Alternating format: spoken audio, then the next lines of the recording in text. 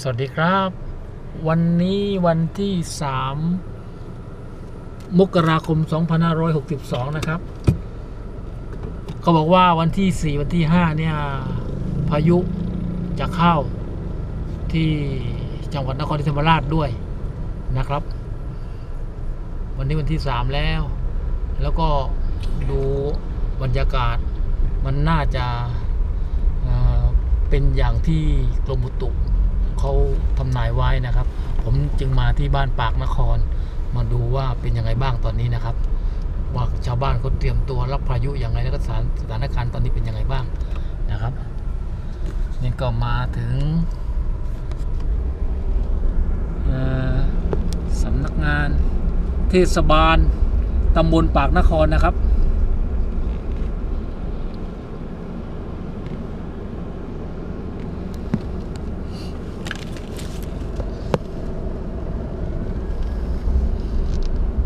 แล้วไปดูที่สะพานตัวที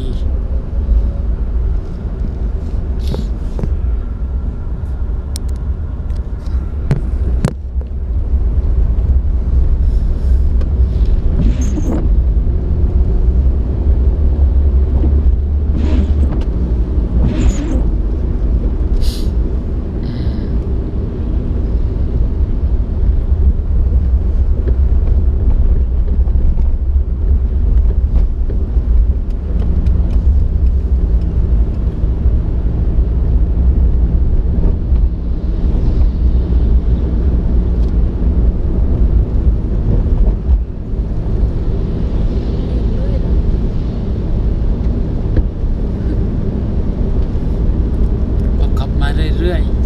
ๆจะถึงสะพานตัวทีแล้วนะครับเห็นชาวบ้านเงียบนี่ก็มีคนเดินอยู่บ้างข้ามสะพานแล้วป้าปลาของชำ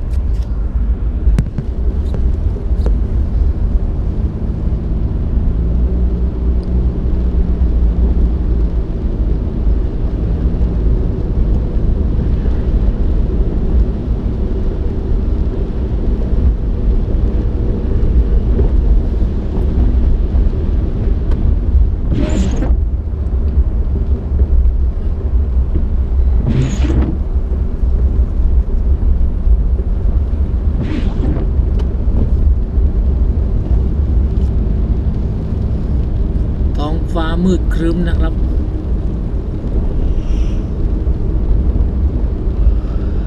ก็น่ากลัวอยู่ฝนก็ลงเม็ดนิดหน่อย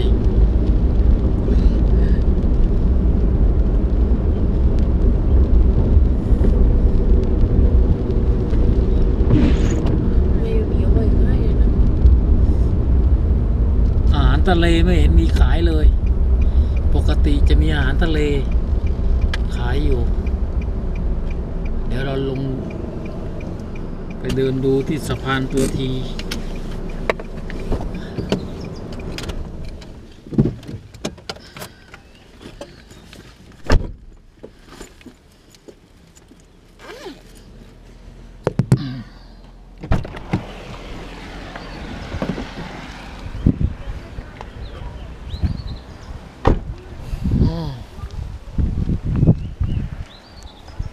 ตัวซีฟู้ด น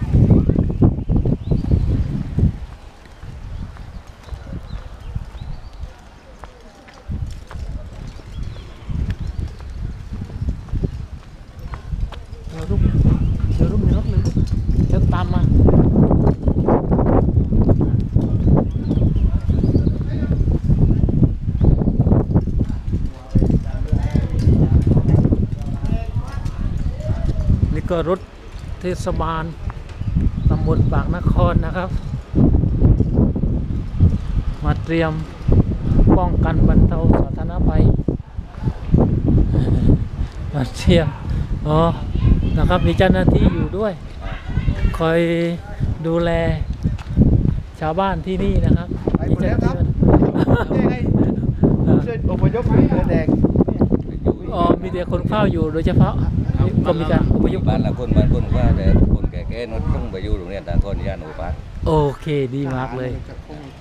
เทศบาลกับเนี่ยเทศบาลครับนี่ก็สายตรวจตำบลปากนครนะมาดูแลอยู่ช่วยกันขนย้ายครั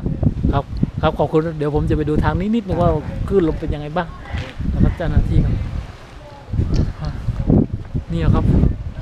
นู่นมานู่นนี่ครับ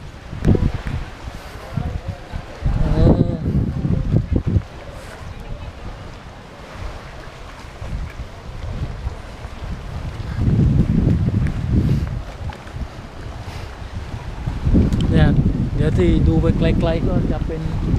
แหลมตะลุมพุกครับข้างหน้าเลย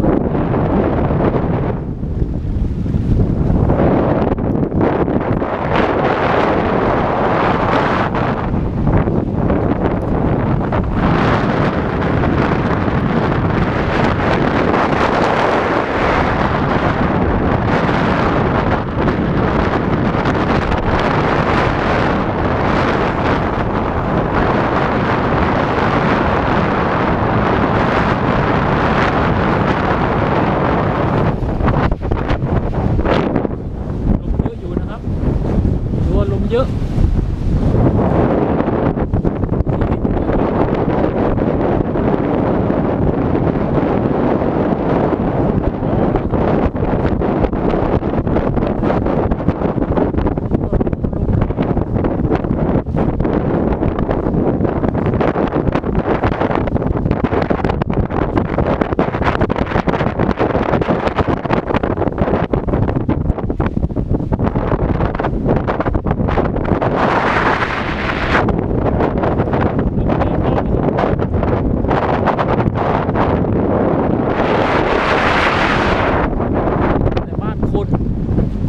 ตอนนี้อพยพ